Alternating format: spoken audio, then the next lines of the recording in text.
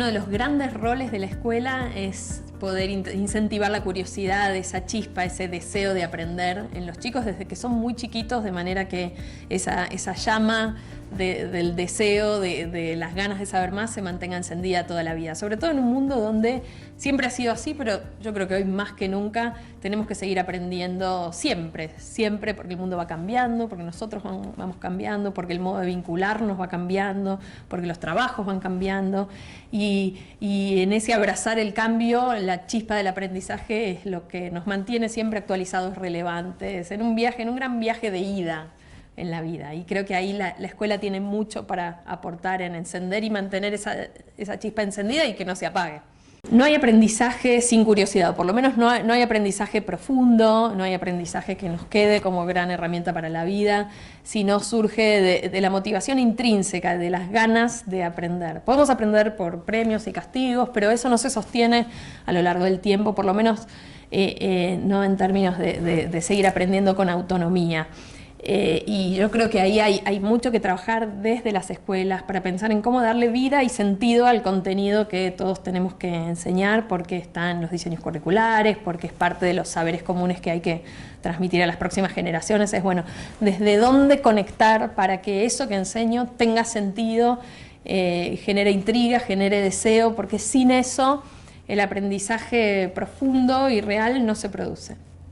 ¿Qué pasa en casa y qué pasa en la escuela con esto de la curiosidad, ¿no? A veces muchas familias sienten que la gran decisión educativa que tienen que hacer es a qué escuela van a mandar a sus hijos, y por supuesto que es una súper decisión, pero creo que a veces no nos damos tanta cuenta de que la semillita del amor por el conocimiento, de la curiosidad, de las ganas de aprender, se siembra en casa. Se siembra por contagio, por incluso qué nos gusta a nosotros como padres, cómo contagiamos a los chicos ese amor por aprender, esa pasión por cualquier cosa, por aprender cualquier cosa.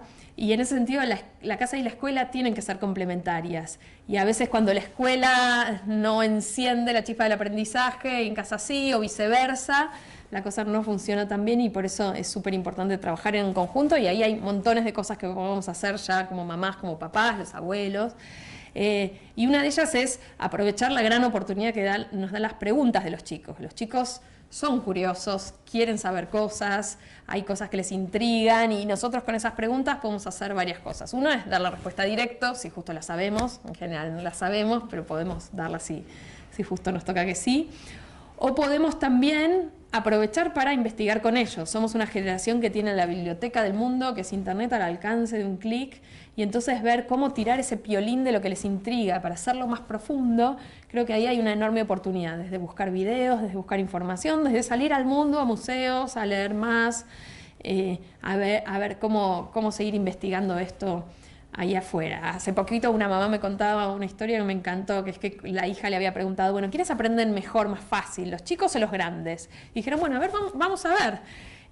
Y lo que hicieron fue pensar, bueno, a ver, vamos a enseñarles una misma canción a los nenes de la casa, a ella, al hermanito, al primo, y también a los grandes.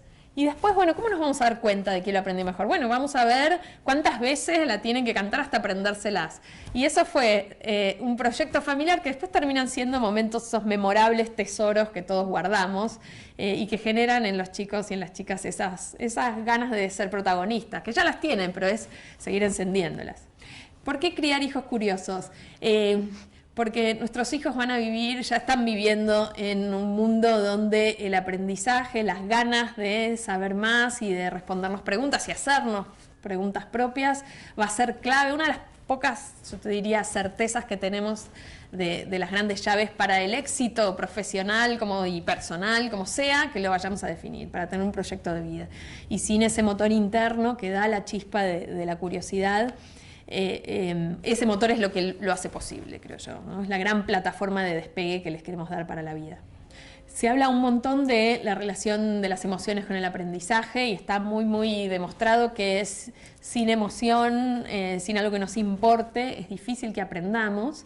Pero me parece que una cosa para pensar ahí es que las emociones, conectar el aprendizaje con las emociones no solo significa tratar bien a los chicos, mostrar que nos importa, hacer un entorno afectivamente seguro, tolerar el error como parte del aprendizaje, por supuesto eso es clave, sino también darle vida al contenido para que sea emocionante, que represente desafíos, preguntas a responder, misterios, cosas que nos intrigan, conectados con cosas que nos pasan o con cosas de la vida real. Es desde ahí donde el contenido se vuelve emocionante y justamente genera curiosidad, ¿no? La curiosidad viene, es parte de lo que nos pasa cuando el contenido es emocionante, y no implica solo el mimo, el cuidado, que es central para cualquier proceso de acompañamiento en el aprendizaje, sino también generar emoción en el contenido, a partir de hacerlo atrapante y buscar qué es lo importante que tengo que enseñar y por qué vale la pena aprenderlo.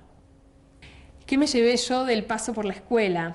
Bueno, como a la mayoría de la gente nos pasa, me llevé mucha gente entrañable, amigos, y sobre todo en la secundaria que hoy conservo y son mis hermanas de la vida, pero además yo fui a una secundaria donde muchos profesores tenían altas expectativas de cuánto podíamos aprender a pensar nosotros. Y entonces me acuerdo de esa sensación de tener 13 años y que me dieran no la fotocopia del pedacito del libro, sino el libro completo y me dijeran, contanos tu opinión y fundamentá por qué, y hacer un ensayo, y ya hubo algo de ese paso por un colegio, que en mi caso era un colegio universitario, de sentir que podíamos y de que había expectativas, de que pudiéramos, y me llevo esa sensación de sentir que lo que yo tenía para decir tan chiquita valía la pena, y además que había que fundamentarlo, ¿no? que había que trabajar duro para decirlo, y eso estuvo buenísimo. Hoy pareciera que toda la información está ahí, ¿no? Al alcance de un clic, y es cierto, uno puede encontrar en Google cualquier cosa. Creo que lo que no es tan fácil encontrar, y ahí es donde la escuela tiene tanto para aportar, y obviamente las familias, son los marcos conceptuales para darle sentido a esa información, y también la capacidad de hacernos preguntas sobre lo que nos pasa. Y yo creo que ahí no hay tanta receta, sino más bien estar atentos a eso, a las fascinantes cosas que suceden alrededor nuestro, y ver por dónde pasa lo que nos interesa, y en la medida que nos involucramos con algo, enseguida se nos despierta la pregunta, ¿no? No es algo que te enseño a hacer preguntas, sino más bien es ser buenos observadores, y en esa observación de cosas que nos importan a todos los seres humanos se nos despiertan ganas de saber más, ¿no? Es cultivar eso. ¿Por qué este libro se llama Guía para criar hijos curiosos? Lo de guía viene más en la línea de ver que hay muchas cosas que, por supuesto una guía no es una receta rajatabla, pero que hay muchos tips, muchas cosas que podemos hacer bien concretas en casa que a veces no se nos ocurren, y por lo menos el libro surge de muchas ideas que vienen de la investigación educativa, traducidas a lo que podemos hacer en casa, y también de muchas historias de familias que me fueron contando estas ideas que ponían en práctica para despertar la curiosidad de los chicos, desde qué hacer con las preguntas, como la que contaba de la investigación sobre el aprendizaje de esta mamá, o cosas que yo hice con los míos, como ponernos a investigar la velocidad de las lombrices haciéndolas correr una carrera. Como leerles cuentos, muchas familias les leemos a los nenes en casa, y ese es un momento hermoso de disfrute, pero saber que vale la pena hacer pequeñas paradas para pensar durante los cuentos, del estilo, bueno, ¿y qué te parece que va a pasar? ¿O por qué habrá hecho tal cosa el protagonista? ¿O qué hubiera pasado si Cenicienta se iba a 11:30 en vez de a las 12? ¿O qué hubieras hecho vos en el lugar del príncipe? ¿O cómo le recomendarías esta historia a otros nenes, a otras nenas, para que mueran de ganas de leerla? Me parece que son cosas que del ámbito educativo se saben, a veces no las tenemos tan presentes en familia, en la crianza, y que son buenas pistas para enriquecer esos momentos en familia, y que esos momentos de disfrute y de juego también promuevan el aprendizaje. Por lo menos a mí como mamá me sirven un montón.